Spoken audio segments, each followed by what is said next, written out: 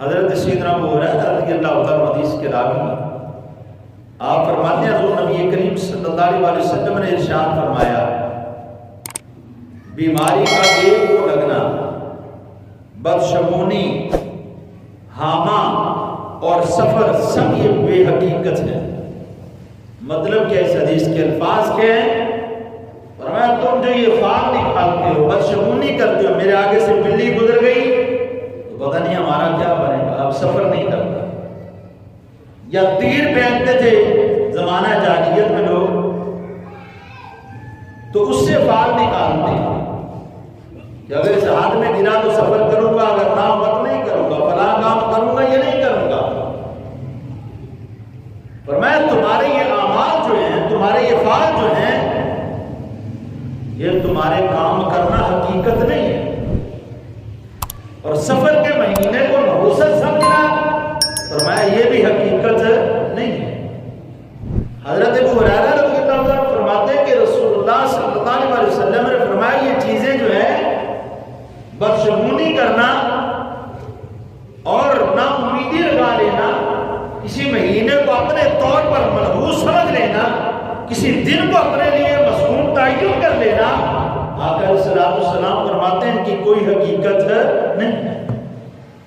اور فرمایا یہ جو بیماری تم سمجھتے ہو ایک سے دوسرے کو لگ جاتی ہے، اس کا بھی اسلام کے اندر کوئی کانسیپٹ نہیں ہے۔ آج ہم اس دور سے گزر رہے ہیں نا، یہ فتنوں کا دور ہے، آئے دن لوگوں کے اندر کسی نہ کسی پریشانی کو چھوڑ دیا جاتا ہے اور لوگ اس پریشانی کو مبتلا اس انداز میں ہوتے ہیں کہ اللہ رب العزت کی ذات پہ بھروسہ ختم ہو جاتا ہے، کس لیے کہ ایمان کمزور سے کمزور تر کیا جا رہا ہے۔ عمومی طور پر لوگ سوچتے ہیں کہ یہ اکثر مولوی بات کرتے ہیں بالکل جی کافر پلاننگ کرتے ہیں، مومنان توڑنے کی کوشش کرتے ہیں، انہوں کمزور کرنے کی کوشش کرتے ہیں، انہوں نے ادھر کی غرض ہو سکتی ہے، وہ پاکستان جا کے سازشات نہیں کریں گے، یہ ہم لوگوں کا گمان ہوتا ہے، جبکہ ہمارا یہ گمان درست نہیں ہے۔ کس لیے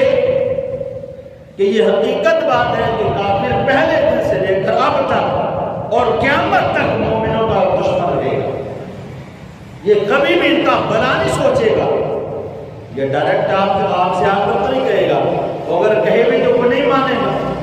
ان کے پاس ہتھیار ہماری حکومتیں ہیں،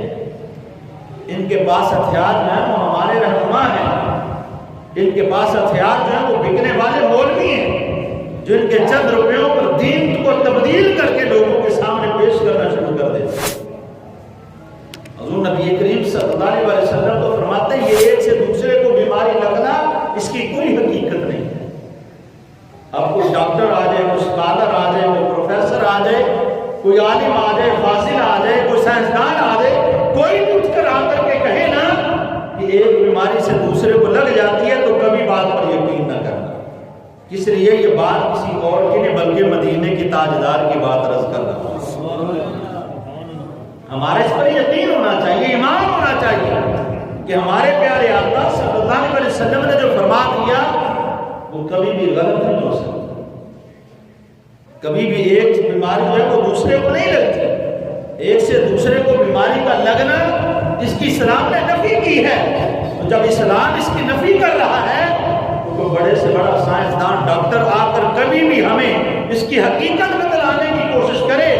تو سمجھ لینا کہ اس کے پیچھے کوئی اور چہرہ چھپا ہوا ہے، کوئی اور سازش چھپی ہوئی ہے، اس لیے کہ محمد عربی صلی اللہ علیہ وسلم نے فرمایا کہ کبھی بھی کسی کو دوسرے مسلمان سے، کبھی بھی کسی ایک انسان کو دوسرے انسان سے بیماری نہیں لگتی، اس لیے کہ اس کی کوئی حقیقت نہیں ہے۔ حضور نبی کریم صلی اللہ علیہ وسلم نے اس حد درجہ تک نا امیدی کی طرف پلٹنے کو منع فرمایا، اس طرح کے غلط گمان بھی پیدا کرنے سے منع فرمایا، اپنی سوچ کے اندر ایسی بات پیدا کرنے کا تصور لانا بھی حضور نے غلط بیان فرمایا۔ میں ایسا تم سوچو بھی نہیں کہ ایسا ہوگا، اس لیے کہ تم مسلمان ہو، تم مومن ہو تو یہ پختہ یقین کر لو تم کسی اور کے بندے نہیں، تم اپنے رب کے بندے بن کر آئے، تمہارا اپنے رب پر یقین تو ہونا چاہیے نا، ایمان تو ہونا چاہیے۔